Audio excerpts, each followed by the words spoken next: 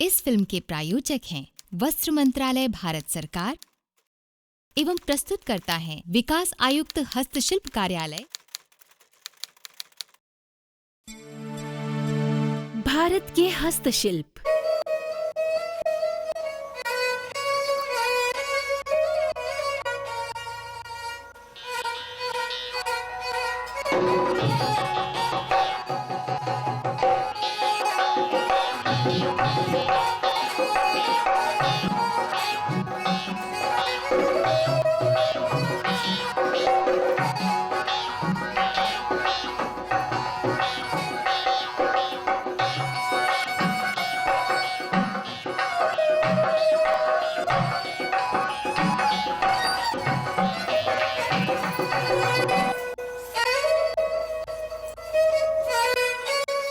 वस्त्रों की हस्त छपाई।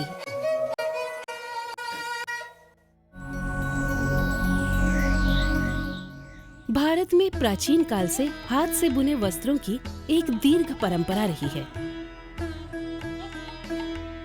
आज हमारे देश में कृषि के उपरांत वस्त्र उद्योग का द्वितीय स्थान है।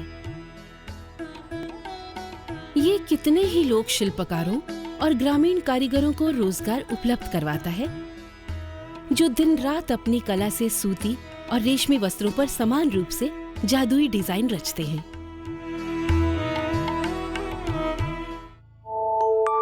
बांधनी अतीत काल का राजपूताना प्रांत, जिसमें आज के राजस्थान और गुजरात के उत्तर पश्चिमी भूभाग शामिल थे, भारत का सबसे विविध रंगी क्षेत्र माना जा सकता है। देखा जाए तो इस क्षेत्र ने अपने बहुत सारे रंग रंगीले और सजीले बांधनी परिधान से उधार लिए हैं और इसके लाल, पीले और हरे खुशनुमा रंगों से यहाँ के जीवन को रंग डाला है। बांधनी सूती कपड़ों पर छपाई की एक ऐसी मनोहारी लोक कला है, जिसमें गहरे रंग से रंगे हुए कपड़ों पर आकर्षक सफेद डिजाइनों की छपाई की जाती है। इसमें लाल व पीले रंगों से रंगे वस्त्रों पर समानांतर सफेद रंगों में लहरिया नामक डिजाइन रचा जाता है, जो यहाँ के शुष्क व निर्जल क्षेत्रों में पानी की आमद का प्रतीक है। कभी-कभी इन डिजाइनों के खाकों पर सुनहरे या रंगीन धागे व सुई के इस्तेमाल से आरी या गोटा कार्य भी किया जाता है।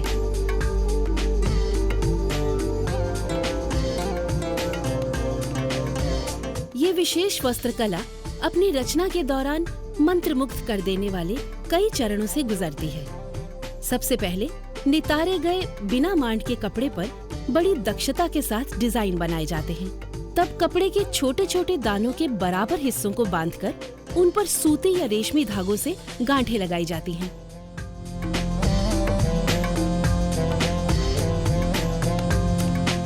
इस तरह मोथरा, लहरिया और शिकाई जैसे डिजाइनों को रचा जाता है। एक दुपट्टे या ओढ़नी पर इस प्रकार की 4 या 5 हजार गांठें लगाई जाती हैं। गांठें लगाने की इस प्रक्रिया के बाद कपड़े को तरल रंग के पात्र में बार बार डुबोया जाता है, ताकि मनचाहा रंग व डिजाइन प्राप्त किया जा सके। पारंपरिक तौर पर पहले पौधों से प्राकृतिक रंग प्राप्त किए जाते थे, लेकिन अब रासायनिक रंगों का चलन बढ़ता जा रहा है। रंगने के बाद कपड़ों को धूप में सुखाया जाता है। सुखाने के बाद गांठों को बड़ी सावधानी के साथ एक सलाई द्वारा खोला जाता है, ताकि कपड़े में कहीं छेद ना हो जाए। टोटल बंदेज का ही काम है, हाथ का ही काम है। टोटल लेडी ये काम करती है, जैसा कलर डालेंगे वैसा ही निकलेगा अंदर से। बाहर भी जितना कलर भरना हो, 5 कलर 4 कलर, तो कॉम्बिनेशन के हिसाब से बनाना पड़ता है। कपड़े की सभी गांठें खुलने के बाद डिजाइन पूरी तरह उभर आता है और रंगों के सुंदर मेल से एक अति कलात्मक स्वप्न साकार हो उठता है। ये रंगीन लेकिन श्रम साध्य कला परंपरा के साथ साथ राजस्थान व गुजरात की 15,000 से अधिक महिलाओं की सबलता और आत्मनिर्भरता का आधार भी है। हाथ ठप्पा छपाई। हाथ ठप्पा छपाई वाले आकर्षक वस्त्रों ने आज वस्त्र बाजार में अपने महत्व का एक स्थायी स्थान प्राप्त कर लिया है।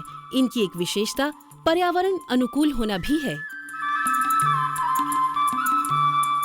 जैसा कि भारतवर्ष में प्रसिद्ध था कि हर 30 किलोमीटर के बाद में हाथ ठप्पा छपाई हुआ करती थी, लेकिन सांगानेरी हाथ ठप्पा छपाई की विशेषता थी कि ये रॉयल फैमिलीज़ के लिए, राज परिवार के लिए विशेष भांतों के द्वारा, विशेष रंगों के द्वारा और महीन ब्लॉक के महीन रेक के छापों के द्वारा यह छपाई कार्य किया जाता था।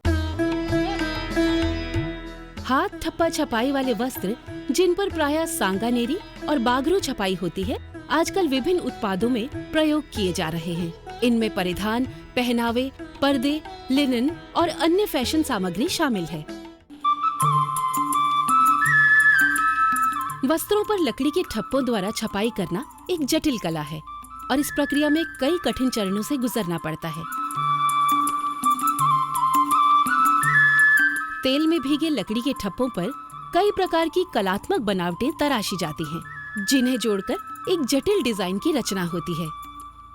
सांगानेरी ठप्पे की छपाई में सूती कपड़े को नितार कर उसे मांड से मुक्त किया जाता है। तब उसमें खिंचाव पैदा करके छपाई पट्टिका पर कस कर बांधा जाता है।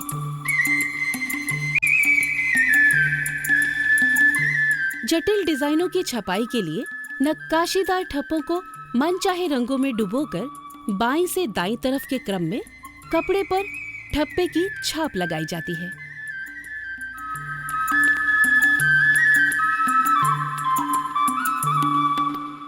फिर छपाई वाले कपड़े को अखबार में लपेटकर भाप दी जाती है। इस प्रकार छपाई के रंग कपड़े पर अच्छी तरह से चढ़ जाते हैं। इसके बाद रंगों को और पक्का करने के लिए कपड़े को धोया और इस्त्री किया जाता है और ये प्रक्रिया पूरी हो जाती है।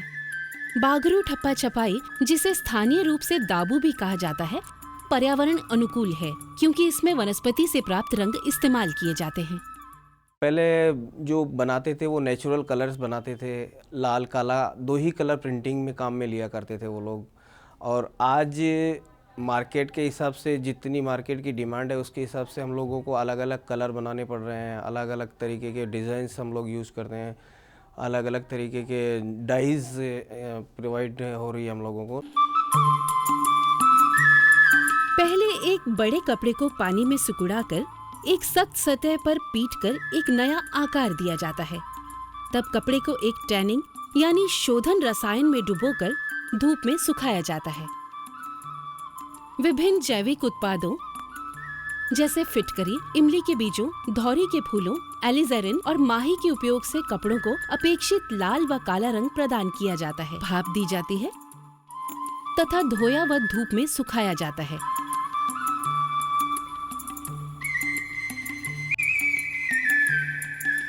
इसके बाद गुड़, काली मिट्टी और गोंद के मिश्रण से दाबू की पेस्ट यानी लेई तैयार की जाती है और लकड़ी के ठप्पों के इस्तेमाल से इस लेई द्वारा एक विशेष क्रम में कपड़ों पर डिजाइन तैयार किए जाते हैं। फिर छपे कपड़ों पर बुरादा छिड़का जाता है ताकि ठप्पे का कोई दाग धब्बा किसी तरफ न रह जाए। जब ये छपाई सूख जाती है तब कपड़े को टैनिंग यानी शोधन रसायन, फिटकरी और पानी से धोया जाता है और फिर से कार्बनिक यौगिकों में कपड़े को उपचारित किया जाता है। सूखने के बाद दाबू छपाई खिल उठती है। बगरू का जो काम है वो सारा नेचुरल डाइस के ऊपर है और आज भी नेचुरल डाइस के ऊपर ही लोग काम कर रहे हैं। सिंथेटिक अभी तक बिल्कुल नहीं है और जो भी रंग है हमारे किसी भी तरह से इन्वायरमेंट को नुकसान नहीं पहुंचाते हैं। जो भी हम लोग काम करते हैं, जो पानी यूज़ करते हैं, उस पानी का भी उपयोग एग्रीकल्चर में काम होता है। उससे आज तक किसी को कोई हानि नहीं हुई है, ना पर्यावरण उससे खराब हुआ है आज तक। ठप्पा छपाई की कलात्मक खूबसूरती अपने अतुलनीय डिजाइनों के साथ कपड़े तथा अन्य उत्पादों की विस्तृत श्रेणी पर दिखाई देती है और भारत के मध्य प्रदेश, राजस्थान, आंध्र प्रदेश और पश्चिम बंगाल में नजर आती है और अंतर्राष्ट्रीय बाजारों में भी अपनी जबरदस्त मांग को बनाए हुए है। My name is Paula. I'm from the U.S. I've traveled all around India and seen many beautiful handmade items from each state in India, and everything is so overwhelmingly beautiful. It's definitely something that's unusual and you don't see globally anymore. Handmade, wonderful crafts made with love and attention and fine detail. definitely travel and explore regions that are not necessarily that known. You'll be well rewarded. It's a beautiful place, a beautiful country, beautiful people. Just explore and enjoy and buy the beautiful products. हस्तशिल्प का सम्मान, हस्तशिल्पकारों का कल्याण।